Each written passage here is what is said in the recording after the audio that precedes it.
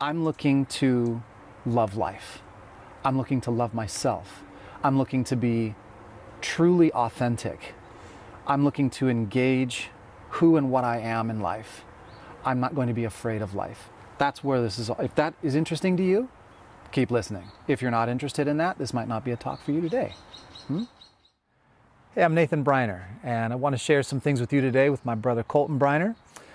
You can find me on Facebook at Yoga Transcendence, and that's TranZendence.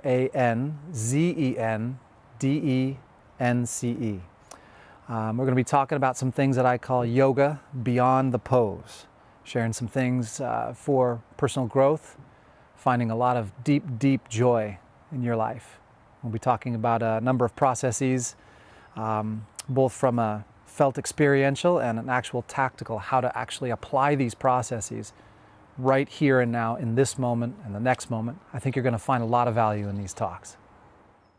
All right, so first tell us your name and what you do.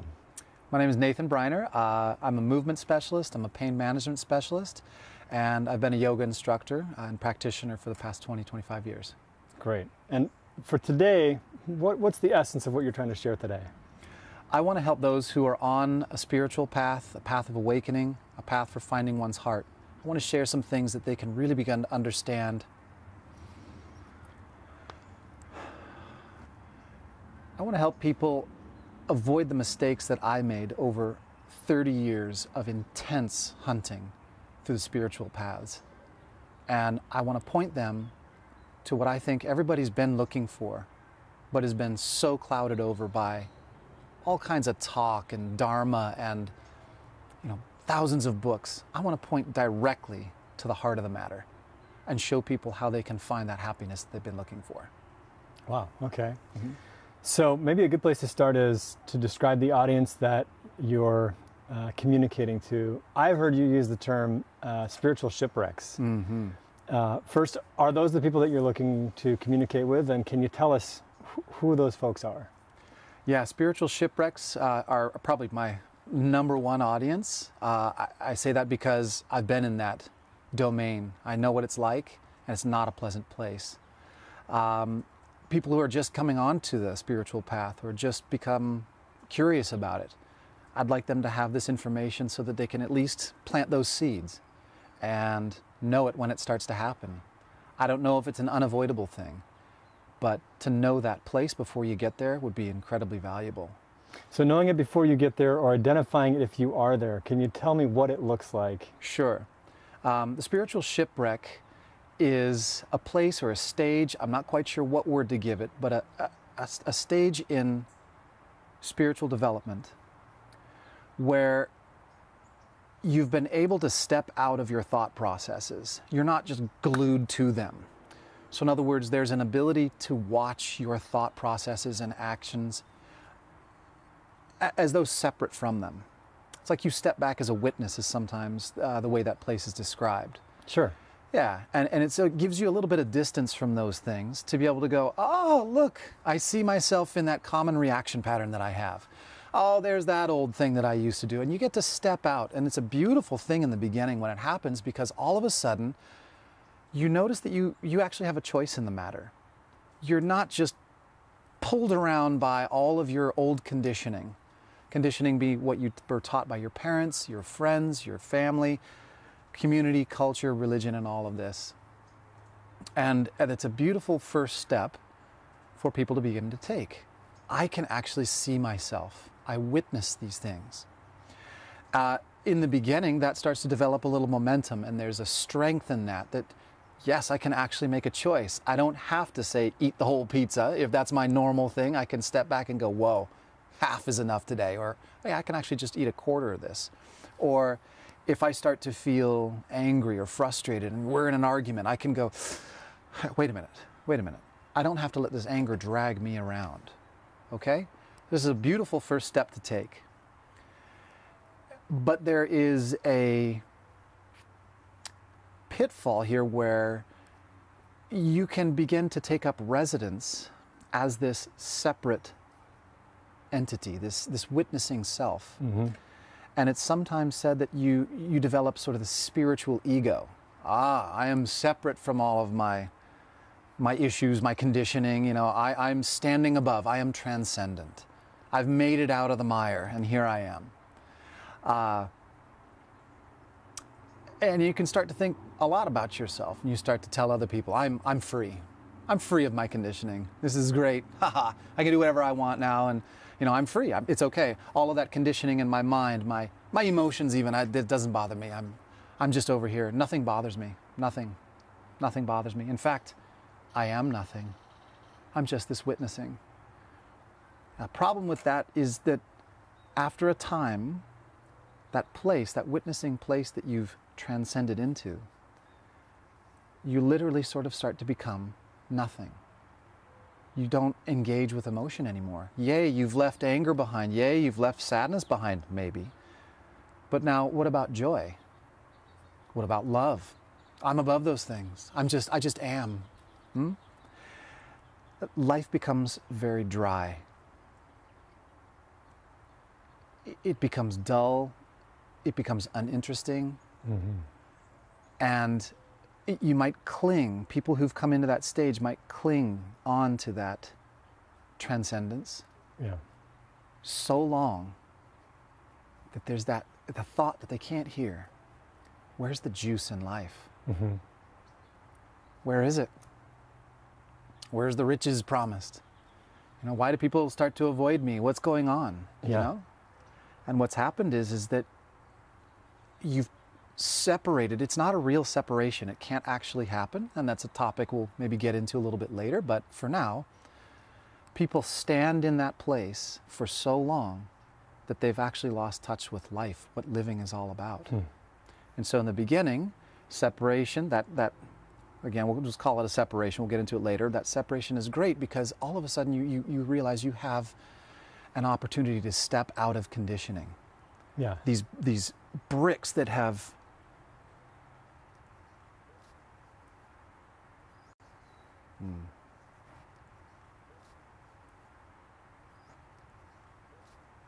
these thought structures that you were given, you didn't choose them. You were taught how to react to things. So to be able to step out of that is very good. But once you've been in that stage long enough, and again, things have dried up for you, and there's just no juice in life, that's the spiritual shipwreck. I totally get that. Were these folks, did they misunderstand the value proposition or what they were being sold, or were they sold something false?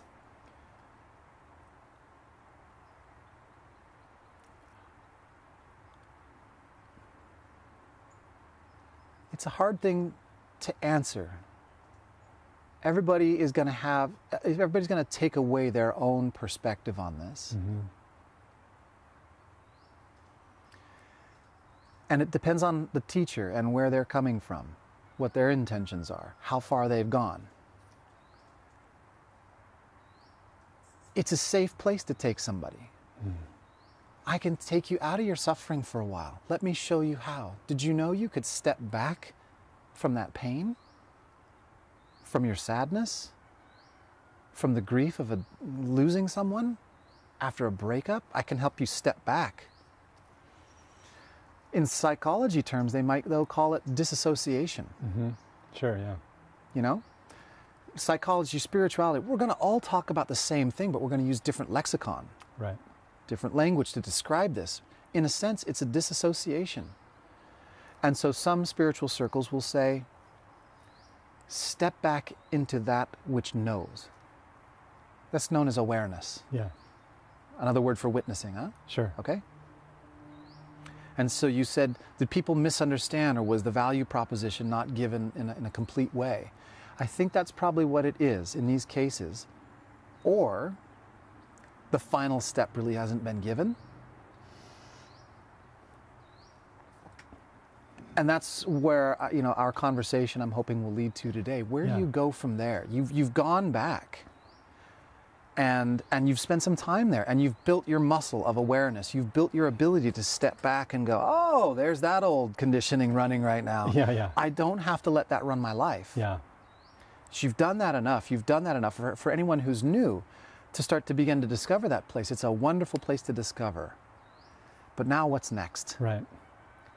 Now we have to, if we can say it like this, re-engage conditioning. Yeah. Huh. Okay. Let's re-engage that conditioning. And we're at a new moment called choice. Before, we had to step back to recognize that stories were playing. I'm a good person. I'm a bad person. I'm a good son. I'm a good father. I'm a good mother. I'm a good employee. Any sort of labels that we put on ourselves, that's story. That's just words. That's structure constructed around us. So this is kind of exciting, I think, for a lot of people who are on paths, because you've been walking one for decades, literally. And I think what you've discovered along the way, and people who are 3 years, 5 years, 10 years in always look to folks who are much further down the path, looking for like, oh, can you shortcut me somehow on this path? So can you tell us a bit about the path that you've been on so far and what you've learned? Yeah, sure. The path, the spiritual path, what we're talking about here. I started out when I was 15 years old. I'm 44 now, and started out reading a few very interesting books about spirituality, awakening, enlightenment, all that stuff, and really piqued my interest. And somehow or another, it just became a driving force in my life. And I've read, countless books on this topic. At about 28 years old, I got into yoga as well. A lot of body work and pain work, things like that to help people out. And started studying down the yogic path as well. So I've got a lot of different areas that I've studied in. Looking for ways to help myself feel better inside, chasing after that enlightenment thing as well. I mean, it's quite a carrot to dangle out in front of somebody. If you've ever read the marketing pitch for enlightenment, it's quite a list of things. So yeah, spend a long time diving into these things, and I've run across a lot of pitfalls, a lot of dark corners, a lot of wasted time, a lot of misunderstandings, because what's happening in essence is individuals, I'm doing it right now as a matter of fact, but teachers, gurus, they're expressing what is very difficult to be expressed in their own words, through their own characterizations of things, their own descriptions. And so it's very easy to get lost in those descriptions. And I talked about those dark places that you can find yourself in if you don't know how to translate their languages, and English or otherwise, into something that you can really grasp onto and hold onto, and turn it around into something very beautiful, never-endingly beautiful, always growing, always expanding. And it's taken me, so I started 15 years old, a couple decades to actually finally be able to translate that into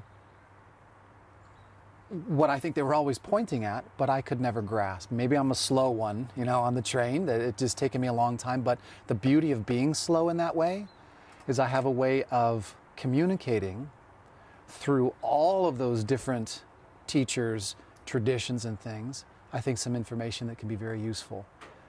Shortcuts, possibly, but how to avoid pitfalls and really how to point your compass toward your central self, your real authenticity, and then how to turn that authenticity into a beautiful life path for oneself. So you're not hunting on other people's path, you're finding your path. And when that finally clicks, something very beautiful begins to emerge. Great. That's what I like to share. Cool. What you're describing about the place where people arrive at, this observer, this witness position, is this is tantamount to being a spiritual shipwreck. Do I understand that correctly? I'd like to run that back a little bit, because I don't want to disparage coming into the stage of witnessing and awareness and stepping back. it's a process that I think we all have to go through. You might be one of the very rare lucky ones where, you know, the whole awakening thing just goes bam and it's all over and you just did it, you're done, and well, good for you. But my experience with spiritual circles is that is not the norm by far. Yeah. But I don't want to put a dark light on coming into that space, because I think it's a stage of development that we all have to go through. But I want to call caution into that space where we've been there so long and we haven't been shown the staircase out of it. And the crazy part about it is the staircase out of it is right straight through the emotion that we wanted to step back out of in the first place. Trungpa Rinpoche, he wrote some things about this. You and I have had a few conversations about this before, and when we discovered this, it was mind-blowing to me how crystal clear he's described it. And I've got it right here, and I want to read this just to share his point of view, because I can't say it any better. So aspects of spiritual bypassing, and I'm calling that spiritual shipwreck, include exaggerated detachment, so that's that stepping back, which in the beginning we've got to be able to do, emotional numbing and repression, overemphasis on the positive. So those are folks who are just, everything is okay, it's okay, oh God, I'm in so much pain, but it's okay, I'm so angry, but it's okay, that sort of thing. So that's exaggerated or overemphasis on the positive.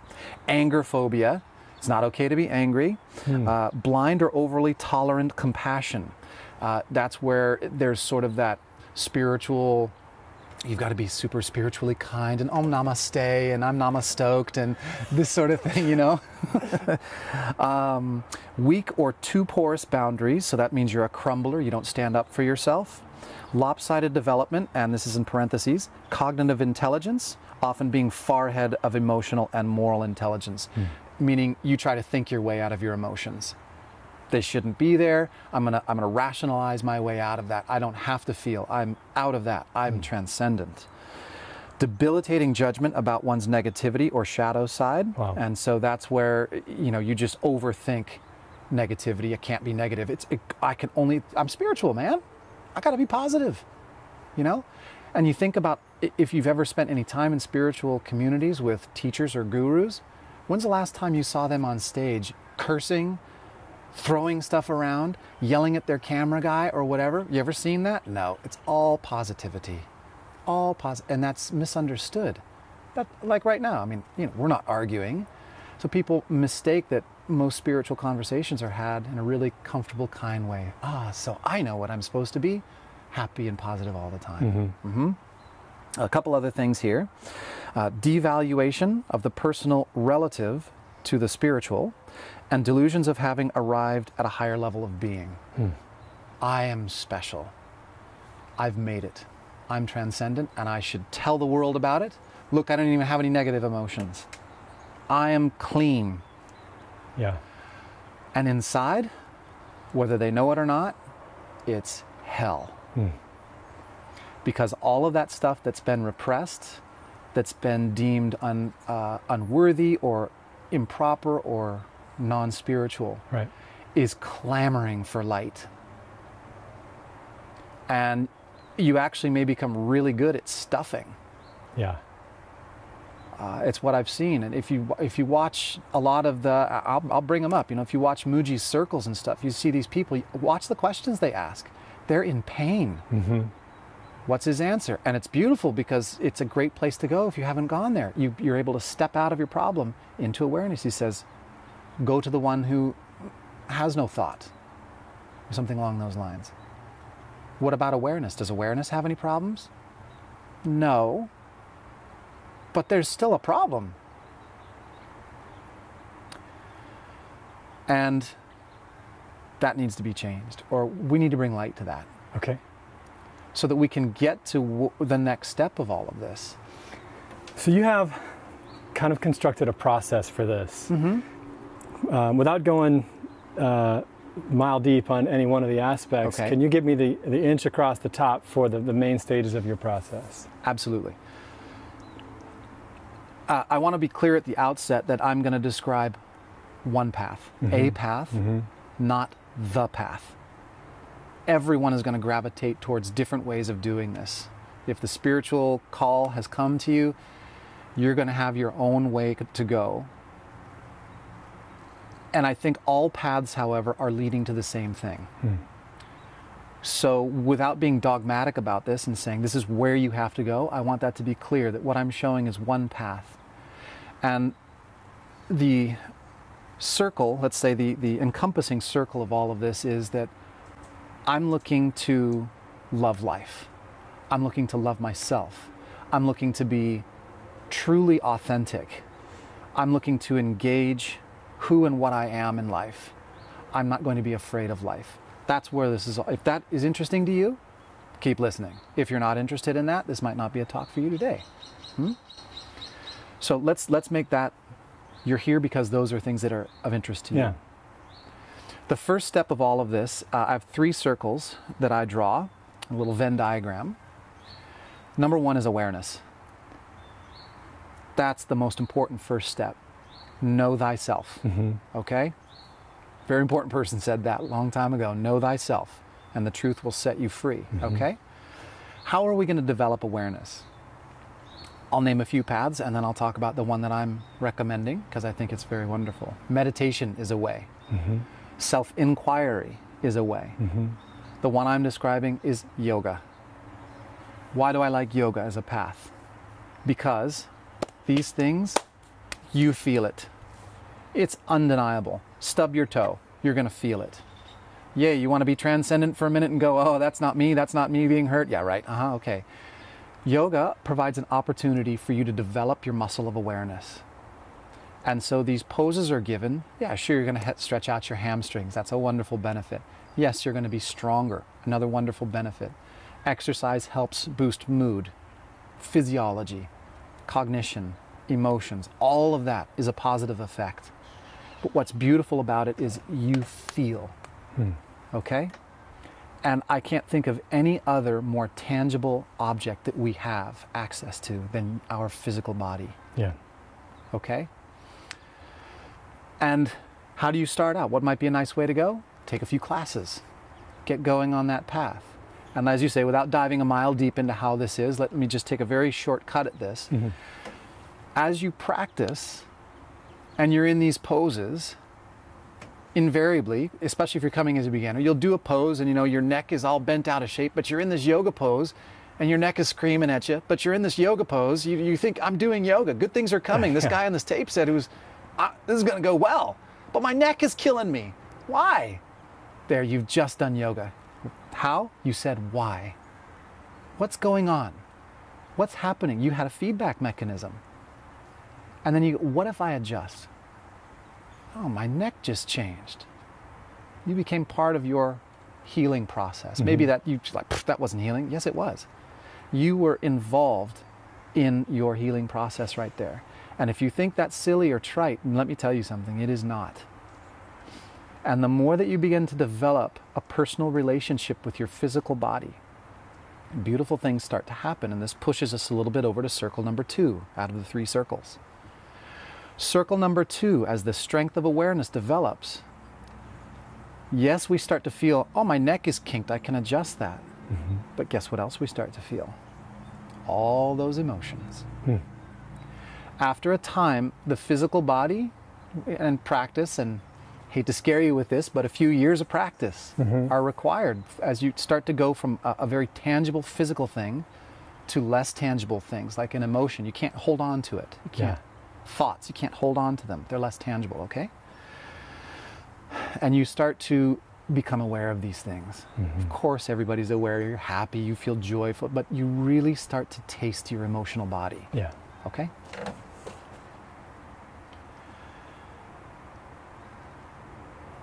As a spiritual shipwreck, we've taught ourselves, go away from those things. I'm not supposed to be sad, angry, self-judgy, whatever it is. And yet you practice yoga and the muscle of awareness, circle 1, starts to build. You know what's going to happen here? You're going to slam right into yourself. Yeah. And you're going to start to see, okay, earmuffs kids, you're going to start to see the bullshit that you've been hiding from this whole time. And don't misunderstand bullshit. I don't mean the stuff that you shouldn't have. I'm saying the stuff that you've avoided, the crap, the toilet bowl, all the bad stuff, the stuff that we've judged. You're human. You know, we have the capacity to be sad. We have the capacity to cry. And as I said, the big overarching circle of this whole thing, everything that I'm teaching comes down to one thing: authenticity. You want to get spiritual? Come back to yourself. Your ability to be angry, your ability to say no, your ability to do all the things that you wanted to step away from in the first place, that you wanted to transcend. Come home. Wow. Okay? Yeah. As we start to see these emotions, great, it's fun to feel how joyful you can feel, but what about the dark side? You start to see these things. They come in like a package. They come with thought processes. And this is where, if our conditioning, which was either given to us or that we just sponged in or that we even taught to ourselves, this is where we start to hear our conditioning that goes, you can't do that. You're not good enough. Whatever you've got to give, nobody's going to care. Everybody already knows that. It's already been done. Just don't bother. Those kinds of thoughts. You know? Or if you have a dream to go do something, people aren't going to, they won't like that if I do that. Nobody's supposed to, no. Those kinds of things. So we have, it's a package deal. These emotions come with thoughts comes with these emotions, and you start to become intimate with them again. It's tough to not dive super deep. Yeah. I'm going to say a few other things, and then we're going to move over to here, which is circle number 3. But let me just crack the door on this. Sure, yeah. Circle number 2, because it's very important what we learn in this circle. And that is you begin to see the lack of solidity. I'm going to say this a few different ways. You begin to see the lack of solidity, falseness of story, of our thinking processes. Before you go through, say, we'll call it a spiritual process or learning about yourself, thought seems very real. For example, let's just go with this very simple: I'm stupid. And you've believed that belief makes that thought structure makes it feel very real. It's a solid, real truth. With awareness, you start to see, actually, that's just a thought. Right. It has no validity in and of itself. It's just words that are passing in front of my screen. There's no truth to it. Right. Okay? And so just like those other things I mentioned, I couldn't possibly, people already know it all, all that negativity that doesn't allow your authentic expression, you start to see the falseness in that too. You're coming home. You're stepping out of the spiritual shipwreck, and the sails are starting to fill with your wind, your inner light again. This is not easy stuff. Yeah. Okay? A lot to face there. Oh man. But there's an inflection point where before there was a lot to face, but you were able to step back. Now that inflection point comes and you start moving into it. In the beginning, I'll speak for myself. Who knows how this is going to go for everybody else? Hell. It was hell. It's tough. Yeah. It's tough to get in there and start messing with those levers. But I'm here to say, and this is why we're having this conversation, is that when you make that turn, and if by sharing this with you, I can 30 years, man, it took me to figure this out. Slow. Okay? If you could shorten that by 10, 20, 25 years, down to 2 years, somebody has to do this. Yeah. You know how much time that they would have to spend to build beautiful things? To have their heart expand to the point where, and this is what I'm getting at, is that as you start to engage these difficult thought processes, you start touching and seeing even the falseness of emotion. You're not rejecting it, but you can step into emotion and fear and anger and go, ooh, this is juicy. What's happening here? Can I let it run? Can I let it express? Do I have to say no to you? Stop. You know? Yeah. You become authentic again. And that third circle is taking action. That's it. Right there. Learn to take action. You can tell me all day long about the most beautiful changes you're going to make in your life, but until you put one foot in front of the other, you haven't gone anywhere. Okay? I have seen through many self-help programs, from Tony Robbins, love the guy, to Adyashanti, love the guy, and everybody in between and all crosswise, great programs. And I watch people create these future dreams, future I'm going to's, which I love, goals, great, good stuff. But everything, and I want you to think deeply about this, anybody who's listening to this, everything can only happen right now. Any decision you're going to make, anything towards a future starts right now, and right now, and right now, and right now. What decision, what action, based on your authenticity that is starting to emerge, are you going to take? And, you know, sometimes it can be really scary to take those actions. Yeah. Yeah? But that's the spiritual warrior, you know? Someone who can step into that battlefield and go, I understand that old reaction. I've been in there, I've stepped out of it, I've seen it, I've been able to look at it, and I'm gonna step into it. And I'm gonna embrace this life that I've been given. That's the turnaround. So I'm no longer chasing some carrot in front of my nose, often called enlightenment, whatever. If that's gonna happen, that's a neurological thing that you have nothing to do about. You can't do it. You cannot do it. It's your neurology that's going to make that happen if it's going to happen. However, this process I'm talking about, this you can have influence over. Great. Yeah. Yeah, thanks for encapsulating it. Yeah. It's actually really clear. It's great to share it. I love it. Yeah. Yeah.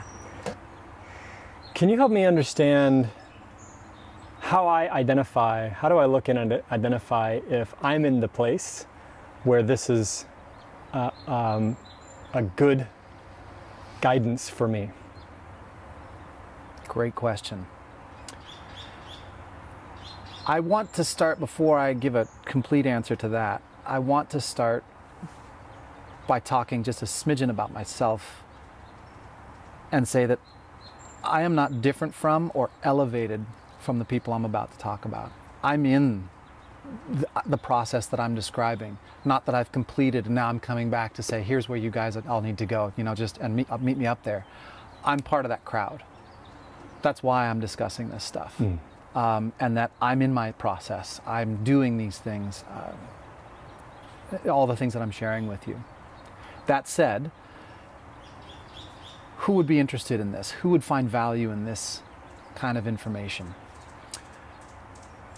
I happen to have worked in high-end spas, destination spas, where people come where they're looking for something.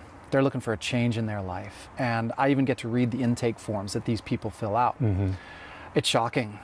It's shocking what I read, and it's consistent across the board. It's a rare intake form that somebody just writes down, you know what, life is great.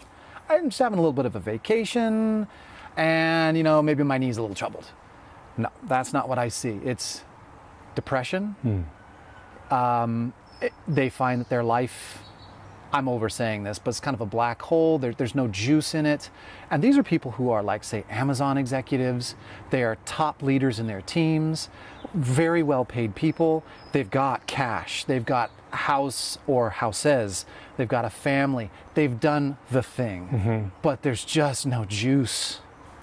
I see people who are jaded with their relationship. I'm not saying that's good or bad or right or wrong. It's just something that I see a lot, that there's that sense of connection to their partner is gone, or is waned anyway, you know? And overall, I see it in our communities as well. I see it in the social media out there. Just people are looking for something. And I find that it's this act of looking outside ourselves for something that will help us feel good, help us feel like there's purpose, there's joy here. So any of those things, if they resonate with you, that you've just lost the thread,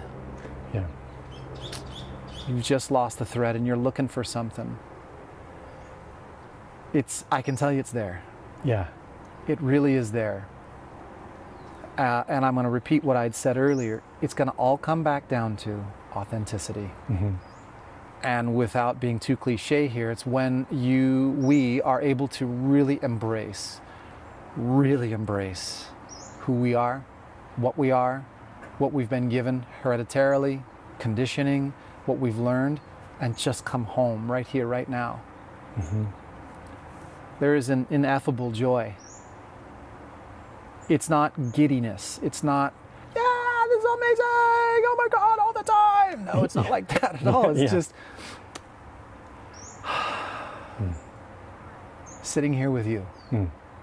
This funky plant next to us, you know? Yeah. It's just, I'm happy. And that doesn't mean I'm like this all the time. You know, I go up the street and buddy cuts me off, or somebody looks at me and I'm going too fast. You slow down! Like I'm oh, what was that, you know? It doesn't stick. Mm-hmm. So that's who I'm aiming at. Okay. That's who I'm aiming at. And that's what I'm going for. Yeah. That's what I want to share. And that sharing, those people who would be interested in that, I want to help them find that. Great. So I feel like I've gotten pretty good at awareness. I haven't committed a lot of personal time to the practice of building that muscle you were talking about, the muscle of awareness, where I'm, more readily able to electively shift to the transition of an observer when I'm in an experience. I had the flight down here, the kid just screaming in murder terror, infant child screaming in murder terror behind me, which is a sound that is biologically designed to get us to want to make a change in a reality. Yeah. Even if it's just to smash something. And I'm experiencing the experience of my body reacting to that sound, and I'm going, that's supposed to happen. It doesn't mean that I'm going, this is super pleasant, because I'm feeling like the top of my back gets sweaty and my chest gets tight, and I've been there. These things aren't pleasant, and I don't look at it. I don't look at this unpleasant experience and think, you're so not enlightened, man. This wouldn't happen to an enlightened person.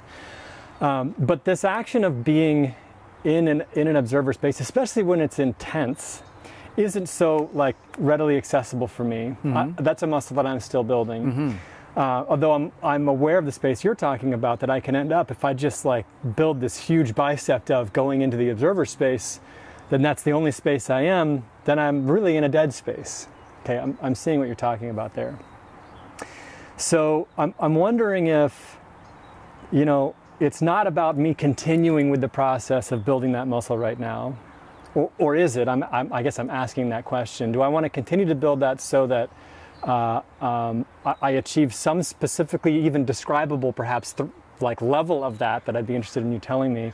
Or is it, all right, now you have enough of that, and here's how you can tell maybe that you do or you don't. Take that and now do this. That is a lot to answer. Yeah. It's a beautiful question. So let's do this. Let's say the scenario you put forward. You're on an airplane. There's a newborn infant or whatever, and they are just wailing. Yeah. Let's call that our yoga pose. Okay. Okay? Yeah. This is we're on our mat right now, in an airplane, and it's loud, and you've got a reaction. It's not something that, let me just change to say that, it's instinctual, right, like you said, biologically wired, and nobody's not going to have some sort of reaction to that. That's how we're built, how we survive. So what do? How does this reflect what I'm talking about? First of all, I'd like to say that the 3 circles that I spoke about, they're ongoing, they're continuous, it all happens all the time. We have to use language and break things apart. But this moment here, you and I talking about this, the 3 circles are in action, okay? It's not that you do one, forget it, now I'm on circle 2 level, I've got my blue belt, now I'm gonna be a black belt. Don't go there, okay? I wanna be careful with that, and that's part of trouble I see in spirituality, is that this linearity of things. It's a constantality of things. Okay, enough of that. So we're in our yoga pose. Yeah. What are we gonna do? How does this help us, this process that I'm describing? Someone before embarking, we'll call it on a spiritual path, might have their instinctive reaction, turn around and just glare at the mom or dad or dad, whatever, just like, I can't believe you brought a baby on the plane. You're disturbing my flight. I paid good money for this. I got a bit blah, blah, blah, right? Sure. Instinctive just blah, and vomits on them, okay? Yeah. Well, I mean, verbally. Yeah. There's another possibility. Let's say on our yoga mat, we've grown our awareness a bit to go, woo, am I in reaction right now? Wowzers. I can feel my want to turn around and yell at them, but I don't have to. Mm-hmm. I can discern. Yeah. And another possibility is through that discernment, I could sit there and just sweat it out. I could actually stand up and turn around in the middle of my hellish reaction and go, you guys okay? Is there anything you guys need an extra pillow? While I'm fuming. Yeah. I have that ability to step out. And that's not spiritual bypassing. That's not going, I'm okay, actually, this is okay. Oh, the noise, it's amazing. God, that's great. Could you put him a little closer? That would be spiritual bypassing. Yeah. This is, I'm in reaction. I know you're in reaction. We're all in reaction. But I can actually step up and do something. Mm-hmm. Okay? I could even, excuse me, stewardess, could you change my seat? Some people get judgy about that. Ooh, you can't handle it. No, I know myself, and it's really frustrating me. Is there any way to change the seat? That's taking action. Yeah. So you've seen your reaction. You haven't said, no, I should not have that reaction. Mm-hmm. Spiritual people don't have that. Babies, yay. No, I'm in reaction. Yeah. Are you willing to stand up for your authentic feeling? I get you. That's our yoga pose. That's coming into it, coming out of it, taking action. Great. Okay? Yeah. You've been in a lot of conversations with people about these topics. And just like the scenario on the airplane, people are trying to connect your thinking, your experience, your wisdom to their own life experience, right? And I'm sure that I'm not the first guy to come up and like describe a scenario of my own experience, right? My experience of existing in awareness, or my experience of perhaps even operating in a space of choice and action. Do you have other experiences that people have described to you that you remember because they've prompted you to develop your own thinking or to communicate these ideas to either that person or given you ways to communicate these ideas to a broader audience? I'm interested to hear if you remember any other stories like that or circumstances that people have brought to you and described. Being in the pain management business, it's rare to have pain come without some sort of a story. Sure. Yeah, so in that context, I never really just talk, you've got pain in your knee, let's talk meniscus, let's talk ACL, let's talk those kinds of things. I think it's been a big part of the development of how I communicate this information. So it's, what are you doing at your office that might be troubling your knee? Let's go beyond just, did the knee break down, to what activities you're doing, how are you living your life kind of deal. Let's look at a holistic way of trying to make the knee better. Yeah, that's where a lot, I think, of it that has come from. Unfortunately, no real specific things are jumping out at me at this time. Okay. A lot of what's prompted me to want to share this information, I think, is what you asked as well. Again, 30 years of watching videos of teachers, spiritual guides, gurus, reading books. Now social media allows people to really put out themselves. Boy, I tell you, if you just watch and read and listen, just listen to the pain. Listen to the pain out there. And I've gone through it, and I'm going through it, you know? It's not something that just ends. As they say, awakening is never ending. Yeah.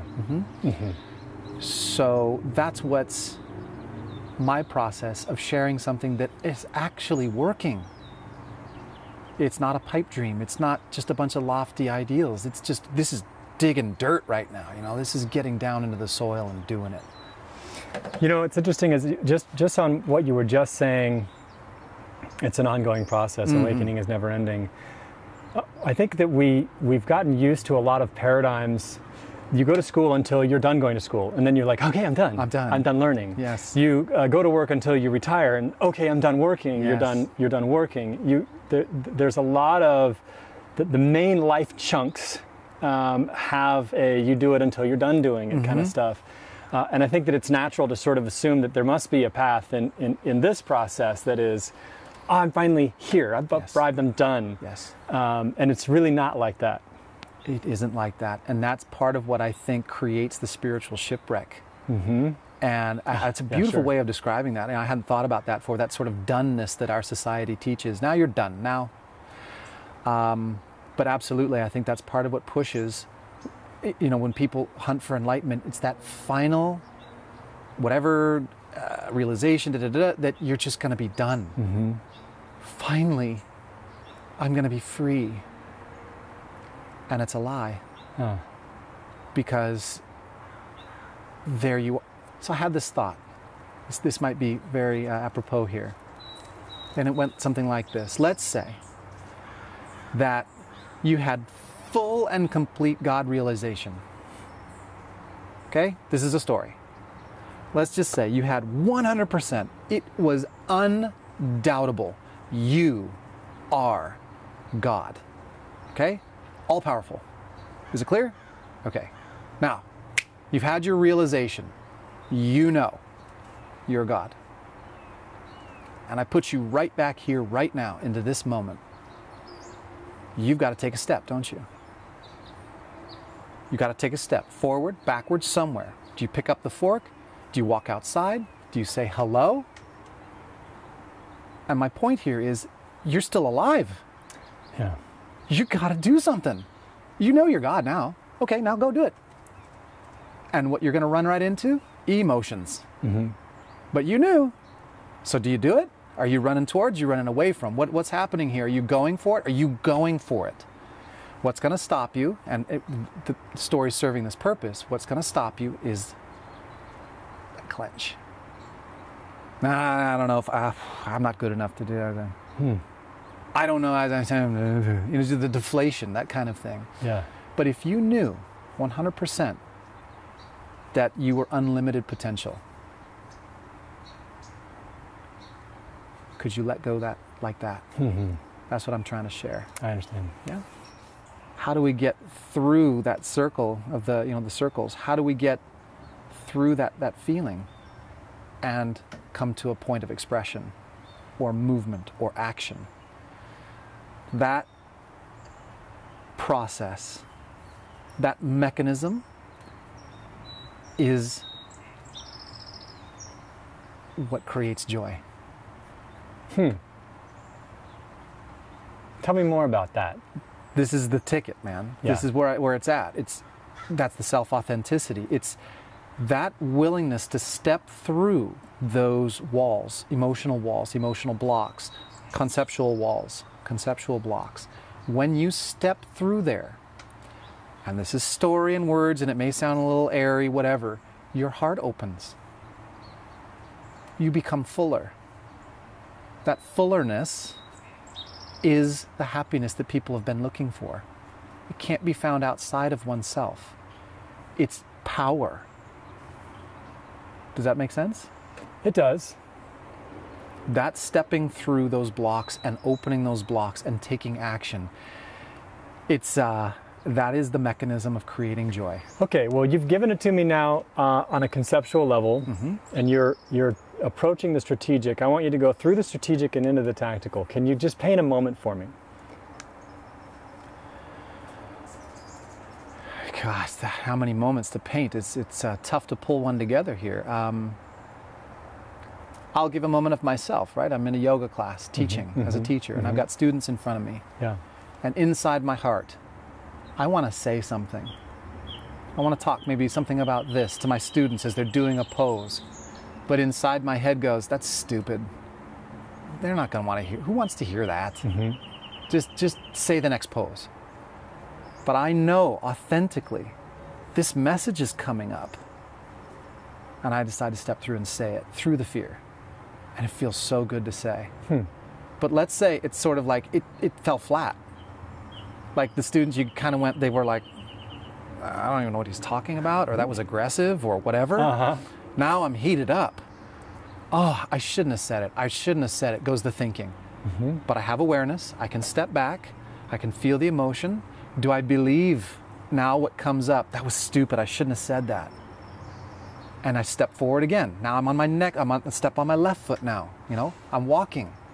So it's not like you finally get it and you're done. It's like, okay, the next thing. Now you can in those moments, this happens like fast, very, very fast. Was I truly authentic? Then I keep walking. Did I say something to just try to get some sort of an egotistical boost or something? You know, I know my yoga stuff and I look at all the muscles that I know, and do you know that I know them? Praise me. Was it me just trying to get a lift? Yeah. You know, so these things, you start to become a master at these types of things. Please. Well, I'm concerned about cutting you off because I think I see where you're going, but I'm curious to hear you tell me if, sure, we have these moments where we can step back and recognize, oh, it's just trying to get a lift right there. Yeah. I see that. There's not a judgment about that being one thing or the other, it sounds like. It just is what it is. But that is authentic. Yeah. And you can't, I guess what I'm saying is I don't look at that necessarily, and whatever is authentic is good. You mean asking for that lift was authentic at the moment? Yeah, I can see that authentically what was happening for me, either from a need of acceptance or a need of this or like whatever it is, that I had this, I wanted to communicate something for recognition. I guess like spiritual bypassing maybe tells me, well, people don't do things because they want to be recognized, so stop doing that. But authenticity is to see, yeah, I can see what I was doing was I had a strategy to fill a need, and the strategy was that I was going to communicate something that people would be impressed by, and I would be fulfilling my need for being accepted. That's like a trifecta of acceptance right there, right? I'm sorry, of authenticity. There's a trifecta of authenticity, right? You had a need, you've got a strategy, and you put it into action. I guess I'm curious, is there a judgment about taking an action that you take just to fill a need? Well, I'd address this a little differently, and that is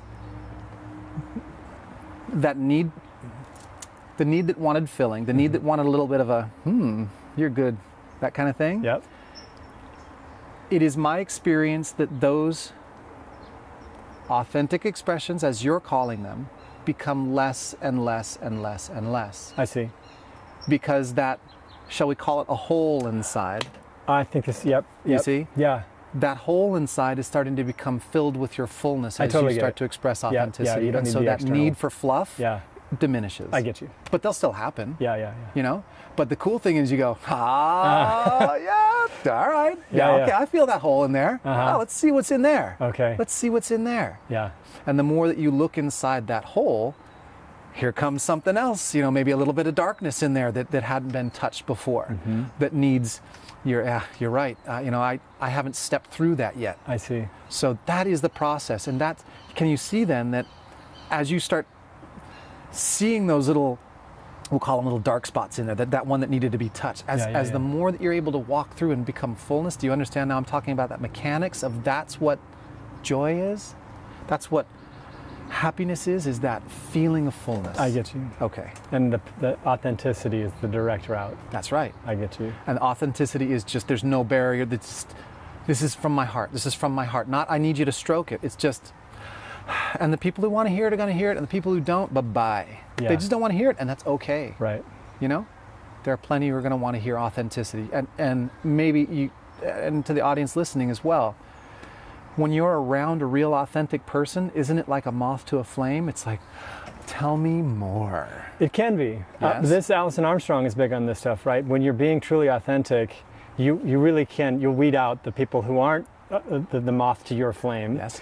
And you'll find the ones that are, but only by actually being truly authentic to yourself. I think that people have great capacities to be chameleons and build it. I have a great capacity to adapt and chameleonize myself, whatever, to reach acceptance in a huge variety of circles. Ultimately, it doesn't serve me to build authenticity of who I am, or to be authentic about who I am. Being very adaptable and being very authentic I don't know, they might not be really compatible. They could be on different ends of a spectrum.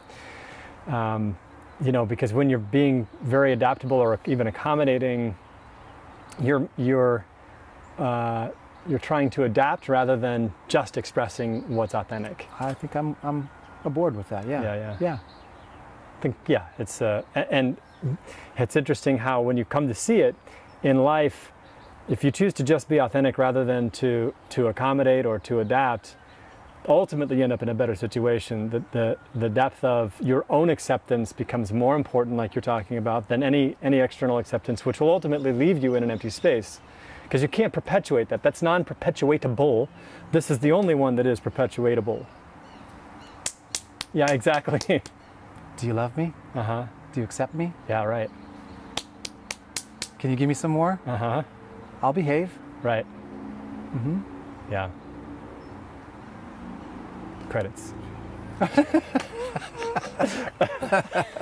Yeah. Thanks for stopping by and watching these videos with us. I want to thank Colt for coming down here and sharing his time and putting these videos together. Our intent is to give this opening talk here, and then over time we're going to share some more videos. We're going to really break down the 3 circles that I talked about and go in depth with those circles. I'm also going to be sharing some real life situations where you can understand how to apply these things in the moment by moment lives that we live. If you like this information, I hope you do. I'd love it if you could put a like on these so we can keep them going. And if you'd like to subscribe when we come out with the new videos, you'll be the first to see them when they come out. So looking forward to sharing more with you. Talk to you soon.